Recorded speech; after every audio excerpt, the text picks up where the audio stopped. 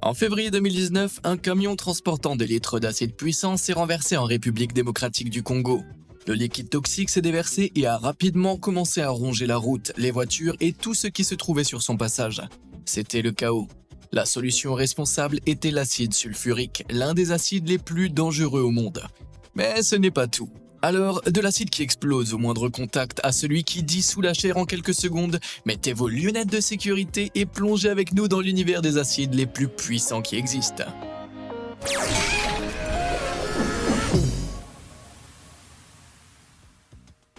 L'acide urique. Est-ce que vous savez que chaque jour vous urinez 0,02 onces d'acide? C'est vrai. Mais avant de paniquer et de vérifier si vos parties intimes sont toujours là, écoutez-moi. Lorsque votre corps décompose des aliments, il produit un déchet appelé acide urique. La majeure partie de celui-ci se dissout dans votre sang avant de passer par les reins et de quitter le corps lorsque vous urinez. Aussi douloureux que cela puisse paraître, l'acide urique est en fait assez inoffensif par rapport aux autres acides que je vous réserve. Mais avant d'entrer dans le vif du sujet, quelle est réellement la différence entre un acide fort et un acide faible? Eh bien, est-ce que vous êtes prêts pour une petite leçon de chimie? Essentiellement, un acide est un composé contenant des ions d'hydrogène. Lorsqu'un acide est mélangé à de l'eau, il réagit et ces ions d'hydrogène se séparent du reste du composé, créant des bulles d'oxygène gazeux. C'est ce qu'on appelle la dissociation. Plus l'acide est fort, plus il se dissocie efficacement, et plus il produit d'hydrogène lorsqu'il est mélangé à de l'eau. Le taux de dissociation d'un acide est mesuré à l'aide d'une valeur appelée pKa. Plus le nombre pKa est petit, plus l'acide est fort. Vous me suivez toujours? Parfait. L'acide urique a un pKa de 5,6, ce qui est relativement faible. Cependant, ne croyez pas qu'il ne peut pas être dangereux. Si vous consommez trop de viande rouge et d'autres aliments riches en substances chimiques appelées purines, cela peut augmenter le taux d'acide urique dans le sang à tel point que votre corps ne peut plus du tout le métaboliser. L'excès d'acide urique peut alors se solidifier et s'agglutiner pour former des cristaux microscopiques acérés qui s'accumulent dans vos articulations. Ces mini-cristaux acides frottent contre la membrane souple de vos articulations et sont extrêmement douloureux, provoquant une inflammation et un gonflement, une affection connue sous le nom de goutte. Et si vous pensiez que cela semblait grave, le sang peut également transporter ces cristaux douloureux vers vos reins, où ils peuvent se transformer en des calculs rénaux. Ceux-ci sont déjà suffisamment désagréables lorsqu'ils se trouvent à l'intérieur de votre corps, mais vous devrez également les éliminer par l'urine, ce à quoi je préfère ne pas penser. Je vais réduire ma consommation de viande rouge directement. L'acide acétique. J'apprécie particulièrement les chips au sel et au vinaigre. Cependant, vous êtes-vous déjà demandé ce qui leur confère ce goût si amer? C'est en raison de la présence d'acide acétique dans le vinaigre. L'acide acétique a un pKa de 4,8, ce qui le rend un peu plus fort que l'acide urique. Cependant, ne vous inquiétez pas, le vinaigre est fortement dilué dans l'eau et ne contient en réalité qu'environ 8% d'acide. Plus rebutant encore, l'acide acétique dilué est également l'un des ingrédients utilisés dans les détergents. Ces produits que l'on vaporise sur les bouilloires pour éliminer le calcaire. Délicieux. Cependant, il n'est pas toujours conservé à des concentrations aussi faibles.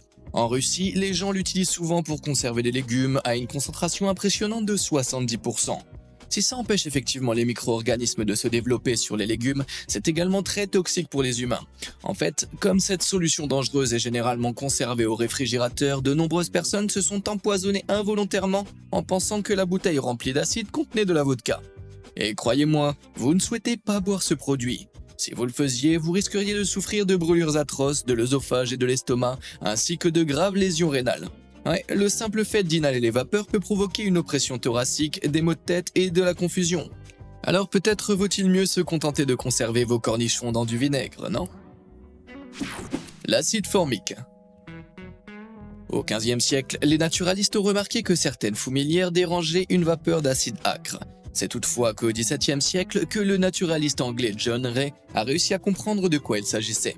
Il s'est rendu compte que certaines fourmis sécrétaient de l'acide qu'il a pu extraire. Il s'agissait d'acide formique, du latin formica qui signifie fourmi. Il s'avère que de nombreuses espèces de fourmis pulvérisent de l'acide formique pour chasser leurs proies ou protéger leur nid contre les prédateurs. Chaque année, des hordes de fourmis jaunes folles qui portent bien leur nom utilisent cette attaque spéciale pour éliminer des millions de crabes rouges de leur habitat sur l'île Christmas dans l'océan Indien. En pulvérisant de l'acide formique sur les yeux et les articulations des crabes malchanceux, ces redoutables fourmis les aveuglent et les immobilisent. Ouais, sauvage. Mais les fourmis ne sont pas les seules à posséder cette solution redoutable. La chenille du papillon Postmos pulvérise de l'acide formique lorsqu'elle est menacée. Et les orties contiennent également des petites quantités de cette substance dans leurs poils. Heureusement, bien qu'il soit plus fort que tout ce que nous avons vu jusqu'à présent, l'acide formique n'est pas si puissant que cela, avec un pKa de 3,75. Il est en fait utilisé dans de nombreux traitements contre les verrues car il assèche et élimine des excroissances indésirables lorsqu'il est absorbé par celles-ci. Veuillez simplement ne pas l'avaler, ok? Si pour une raison quelconque vous le faisiez, la solution acide vous brûlerait la bouche, la gorge et l'estomac, et vous pourriez même vomir du sang. Ça semble être acide assez redoutable, non? Je vais prendre congé.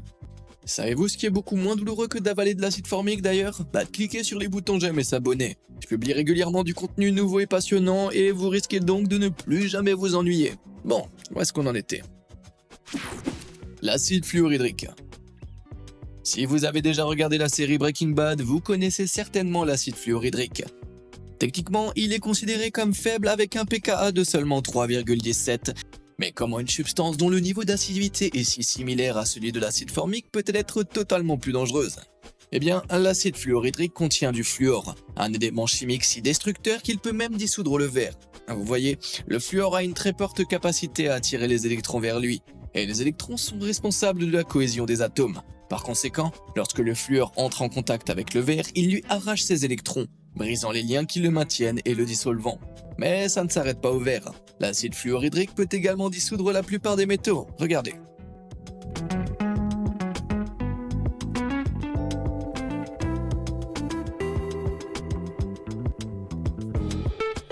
Bon, c'était pas vraiment de l'acide fluorhydrique, mais ça vous donne une idée de ce à quoi ça pourrait ressembler.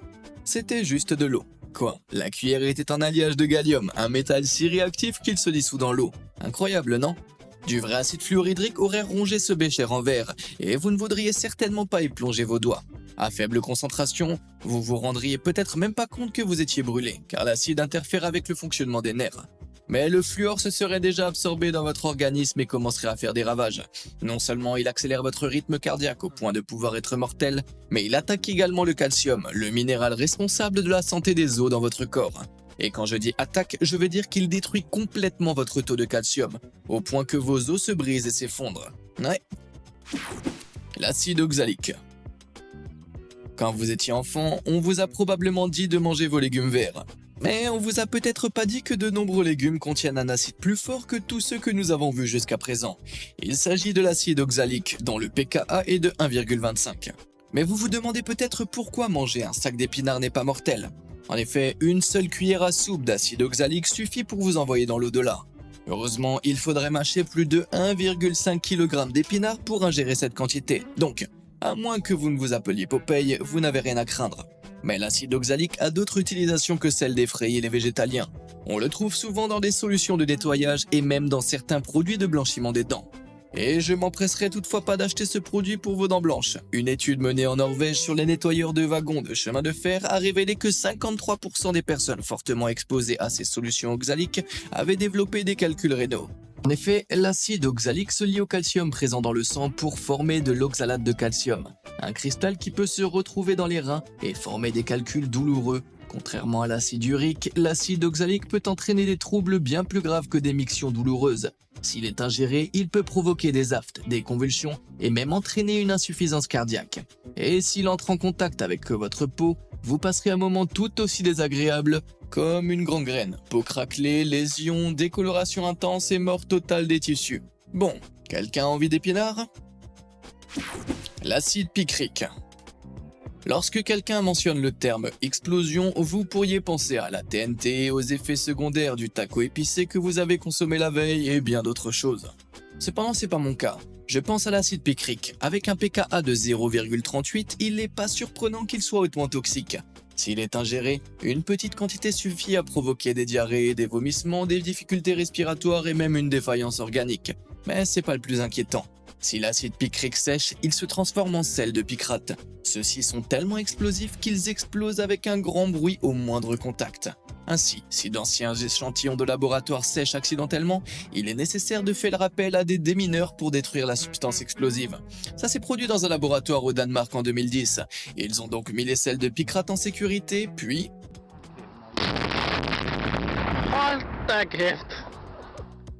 Ouais, grâce à sa nature extrêmement volatile, cet acide a été utilisé comme explosif dans les obus en Europe entre les années 1880 et la Première Guerre mondiale. Mais même loin du champ de bataille, il a continué à démontrer sa puissance dévastatrice. En 1917, un navire français transportant 2300 tonnes d'acide picrique et une multitude d'autres substances hautement explosives est entré en collision avec un autre navire dans le port de Halifax au Canada. Le choc de la collision a enflammé l'acide picrique et le navire en feu a été propulsé sur le rivage de Halifax. Il a alors explosé, et cette explosion monumentale a tué plus de 1800 personnes, en a blessé 9000 autres et a détruit toute la partie nord de la ville, dans ce qui fut à l'époque la plus grande explosion d'origine humaine jamais enregistrée. Ouais, ça ressemble en rien à une explosion. L'acide nitrique. Bon, maintenant on entre vraiment dans la zone dangereuse. Les explosions sont effrayantes, mais qu'en est-il d'un acide si puissant qu'il peut créer un véritable nuage infernal? Bon d'accord, peut-être pas un nuage infernal au sens propre, mais c'était certainement infernal. Découvrez l'acide nitrique, une substance hautement volatile composée de dioxyde d'azote et d'eau. En plus d'être un ingrédient clé dans les explosifs comme la TNT et la nitroglycérine, il a également fait la une des journaux en 2015 pour toutes les mauvaises raisons. Après avoir été accidentellement mélangé à du chlorure ferrique, une autre solution dangereuse, les deux substances ont réagi et provoqué une énorme explosion chimique dans une usine de Catalogne en Espagne. Heureusement, personne n'a perdu la vie, mais un nuage toxique colossal s'est répandu dans le ciel, obligeant quelques 65 000 habitants de 5 villes voisines à rester chez eux. L'exposition à ces vapeurs toxiques peut provoquer de graves brûlures, des lésions pulmonaires, la cécité, voire même la mort. Je ne sortirai donc pas pour prendre une photo rapide. Avec un pKa de moins 1,4, cet acide n'est pas seulement explosif, il est également très corrosif, en particulier sous sa forme liquide. Regardez simplement ce qu'il fait à cette pièce de monnaie.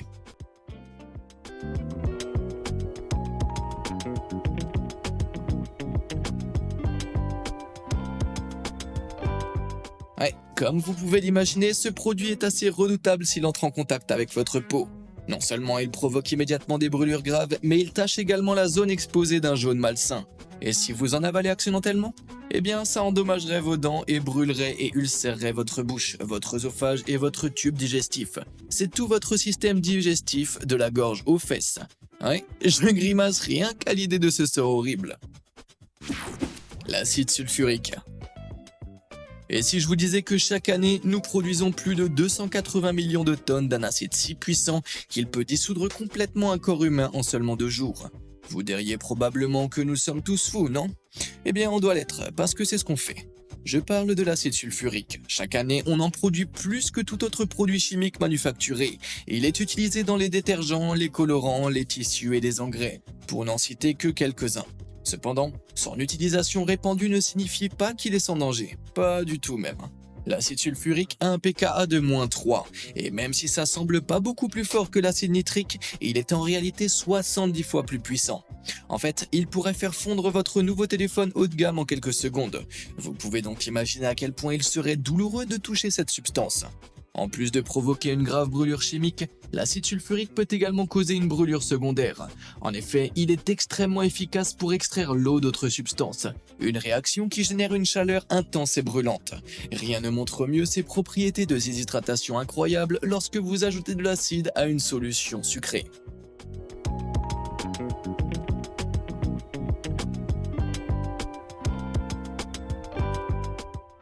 Non, c'est pas de la magie noire. Lorsque l'acide entre en contact avec la solution, il commence immédiatement à éliminer toute l'eau. Ça crée du carbone que vous venez de voir s'échapper du bécher comme le symbole de Satan. C'est donc pas surprenant que si, pour une raison quelconque, vous aviez l'idée d'avaler cet acide alarmant, il n'aurait aucun mal à transformer votre estomac en une masse noire et spongieuse, comme il l'a fait avec ce morceau de poulet. Ouais, je pense que je vais m'en tenir au café. L'acide chlorhydrique. Compte tenu des effets de l'acide sur le corps humain, c'est le dernier endroit où on s'attendrait à trouver l'un des acides les plus puissants au monde, non? Eh bien, c'est faux.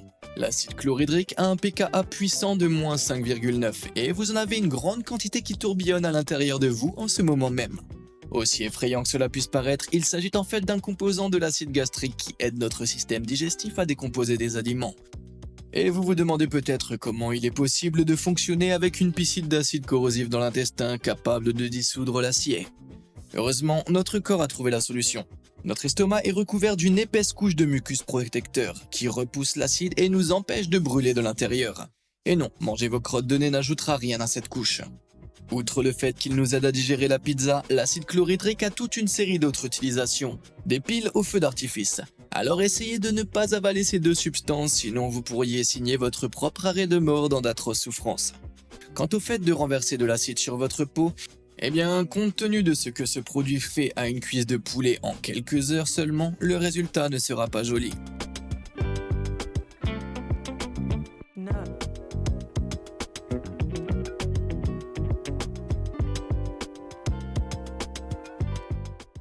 Voilà une saveur de gelée que je n'ai absolument pas l'intention de goûter. La solution Piranha. J'ai une règle que j'essaye de respecter dans la vie, éviter tout ce qui porte le nom des piranhas carnivores, surtout lorsque ce produit est une solution d'acide extrêmement puissante. Je vais donc certainement éviter la solution dite Piranha. Il ne s'agit pas d'un acide à proprement parler, mais plutôt d'un mélange d'acide sulfurique concentré et de peroxyde d'hydrogène. Ces deux substances sont dangereuses, mais ensemble, elles atteignent un tout autre niveau. En réalité, la solution Piranha tire son nom de sa capacité impressionnante à dissoudre les matières organiques en quelques minutes. Il peut également détruire des cafards réputés indestructibles en un temps très court. Mais ne vous inquiétez pas, cet insecte était déjà mort avant d'être pulvérisé.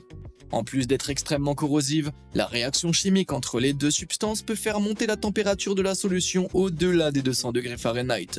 De plus, elle peut même exploser si elle est en contact avec une substance organique. Ainsi, un déversement ne causerait pas seulement des brûlures, mais pourrait littéralement vous réduire en miettes. Le simple fait de stocker cette solution est toutefois risqué. Elle produit du gaz, donc si elle est conservée dans un récipient fermé, la pression va augmenter jusqu'à ce que... boum! Et il y a quelque temps, un scientifique a laissé de la solution Piranha dans une bouteille bouchée dans son laboratoire. Et pendant son absence, le récipient a explosé, détruisant tout dans un rayon de 3 mètres. Personne n'a pu entrer dans la pièce dévastée pendant des semaines sans ressentir une sensation de brûlure dans la gorge. Malgré son danger inhérent, la corrosivité du liquide le rend excellent pour nettoyer la verrerie, l'une de ses rares utilisations légitimes. Cependant, si vous souhaitez conserver vos mains, je vous recommande de vous en tenir au savon et à l'eau. L'acide perchlorique. Souvenez-vous, vous vous rappelez notre vieil ami l'acide picrique? Il semblait assez puissant à l'époque, non? Eh bien, l'acide perchlorique, son frère aîné, plus puissant, plus méchant, plus violent. Avec un pKa de moins 15,2, vous n'avez plus besoin de moi pour vous dire qu'il peut sérieusement vous causer des problèmes. Outre son acidité extrêmement forte, l'acide perchlorique a un autre mode de destruction dévastateur. Une fois séché, il forme des sels de perchlorate qui ont tendance à exploser au moindre contact, tout comme les sels de picrate. Cependant, la vapeur de l'acide perchlorique suffit à elle seule à former des cristaux hautement explosifs si elle se condense sur une surface appropriée. Là, ils resteront inactifs jusqu'à ce qu'ils soient accidentellement heurtés, moment où ils exploseront comme de minuscules pièges hérissés de pointes. Mais l'acide lui-même est également hautement explosif. En 1947, les ouvriers d'une usine de Los Angeles ont accidentellement enflammé 130 gallons de cette substance volatile. L'explosion qui s'ensuivit fut si puissante qu'elle a détruit l'usine, endommageant 11 bâtiments voisins et laissa derrière elle un cratère gigantesque de quasiment 10 mètres. Heureusement, en raison de sa nature imprévisible et de son extrême toxicité, l'acide perchlorique n'est présent dans aucun produit de consommation courante. Cependant, il peut être mélangé à de l'ammoniac pour former du perchlorate d'ammonium, un composant important du carburant pour fusée. C'est pourquoi des centaines de milliers de gallons d'acide perchlorique sont produits chaque année, ce qui est inquiétant compte tenu des dégâts qui peuvent causer seulement 130 gallons. L'acide magique. Tout le monde connaît les super-héros, mais saviez-vous qu'il existe une catégorie distincte d'acides si puissantes qu'ils ont été nommés superacides? Maintenant vous le savez, et l'un des plus connus est appelé acide magique. En 1966, des scientifiques sont revenus d'une fête de Noël et ont décidé qu'il serait amusant de plonger une bougie de paraffine dans un récipient contenant du superacide. Parce que vous savez, c'est ce que font les scientifiques. À leur grande surprise, la bougie s'est complètement dissoute sous leurs yeux, ce qui était auparavant considéré comme impossible en raison de la résistance de la paraffine. L'exploit était si impressionnant qu'ils l'ont appelé acide magique. Il est créé en mélangeant de l'acide fluorosulfurique et du pentafluorure d'antimoine, deux substances qui sont déjà beaucoup plus puissantes que l'acide sulfurique, pourtant déjà mortel. Cependant, lorsqu'elles sont combinées, l'acide magique qui en résulte serait environ 100 milliards de fois plus puissant que l'acide sulfurique. Vous avez bien entendu. Étant donné que le simple fait de renverser de l'acide sulfurique sur la peau suffit à paralyser un être humain, je ne peux même pas imaginer ce que quelque chose de 100 milliards de fois plus puissant pourrait faire. Il contient toutefois du fluor qui fait littéralement fondre les os, ce qui nous donne une petite idée. Étant donné son incroyable dangerosité, l'acide magique n'a pas beaucoup d'applications pratiques. Cependant, il est utilisé pour décomposer l'essence de mauvaise qualité et la transformer en un carburant de meilleure qualité nécessaire aux voitures de course. Mais est-ce que ce serait pour cela qu'il y a formule dans Formule 1 ? L'acide fluoro-antimonique. Bon, c'est le moment que vous attendiez tous, le grand moment, le numéro 1, le GOAT. Bon, c'est bon, je me tais maintenant. Voici l'acide fluoro-antimonique. Avec un pKa impressionnant de -25, c'est officiellement l'acide le plus puissant du monde. Fabriqué à partir de fluorure d'hydrogène et de pentafluorure d'antimoine, l'acide fluoro-antimonique est 100 000 fois plus puissant que l'acide magique. Il est donc conservé sous clé. Une seule inhalation de ces vapeurs suffirait à mettre fin à vos jours. Mais si vous renverseriez ne serait-ce qu'une goutte sur votre main, ce serait l'une des pires façons de mourir imaginables. Tout d'abord, cet acide redoutablement puissant dissoudrait votre chair de manière atroce avant de pénétrer dans votre circulation sanguine. Ensuite, le fluor contenu dans l'acide commencerait à attaquer le calcium de votre organisme, le rendant inutilisable.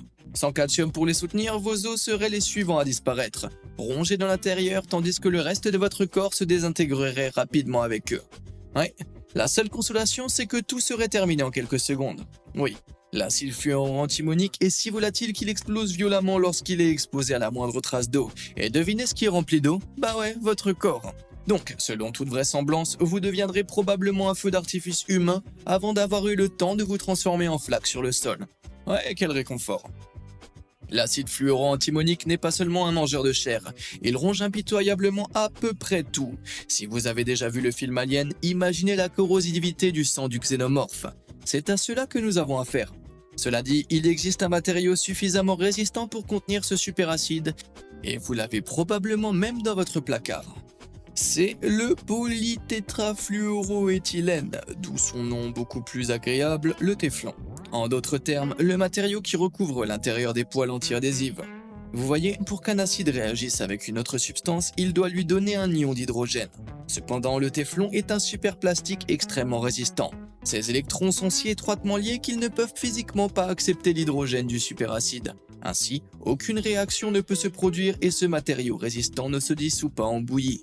Et dire que tout le monde me disait que ma combinaison de protection pour poils était inutile. Très bien, ça nous amène à la fin de cette vidéo. Quel acide vous a le plus effrayé? Dites-le moi dans les commentaires ci-dessous. Et comme d'habitude et jusqu'à la prochaine fois, merci de nous avoir suivis.